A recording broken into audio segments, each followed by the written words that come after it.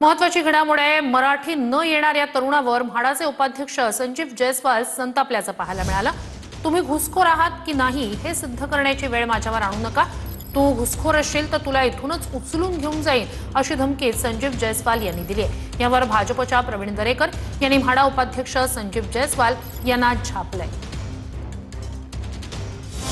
एखाद्या कट्टरतावादी नेत्यासारखे बोलणारे हे कुणी नेते नाहीयेत, तर महाराष्ट्र सरकारच्या म्हाडा मंडळाचे उपाध्यक्ष आहेत। सरकार जनतेच्याच पैशांमधून मुंबईमधल्या लोकांना स्वस्तात घर देतं, मात्र म्हाडा अधिकारी संजय जयस्वाल यांची बोलण्याची पद्धत ऐकली तर ते स्वतःच्या पैशांमधून लोकांना फुकटात घर देतायत की काय अशी शंका येईल। तुमच्या इथे संवाद करायच्या काही इच्छा नाहीये, तुमच्या पुनर्वसनासाठी इच्छा नाहीये, तो या कारणावर मी आजच्या या सभा इथे संपवतो आहे।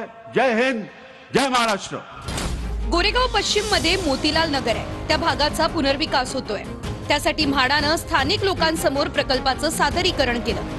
लोकांमध्ये सर्व धर्माचे, सर्व जातीचे लोक उपस्थित होते। आम्हाला सरकारनं ठरवलेल्या कार्पेटऐवजी थोडी अधिक स्क्वेअर फुटाची घरं हवीत म्हणून खालून काही लोक आपलं म्हणणं मांडत होते।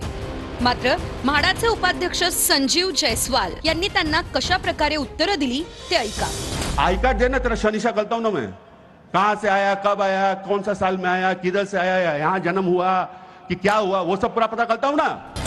तुमच्या मागणीला मुख्यमंत्र्यांनी तत्वतः मान्यता दिल्याचं अधिकारी म्हणाले। त्यावरूनही शंका उपस्थित केल्या। ऐसे मत बात करो, ऐसे बात मत करो। ओए चिल्लाओ मत, चिल्लाओ मत, चिल्लाओ मत।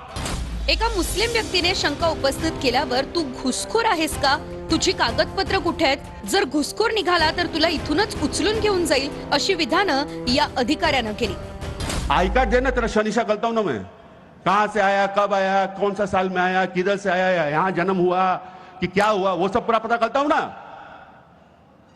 पता करता हूं तेरे बारे। और अगर तू घुसखोर निकला ना तो तेरे को यहीं से उठा के ले जाऊंगा। आणि मला वाटतं संजीव जयस्वाल यांनी त्या ठिकाणी जसे आपण मालक आहोत अशा आविर्भावात बोलणं हे केव्हाही त्या ठिकाणी योग्य ठरणार नाही असं माझं स्पष्ट मत आहे। उन्होंने वहां की रहवासियों की माफी मांगनी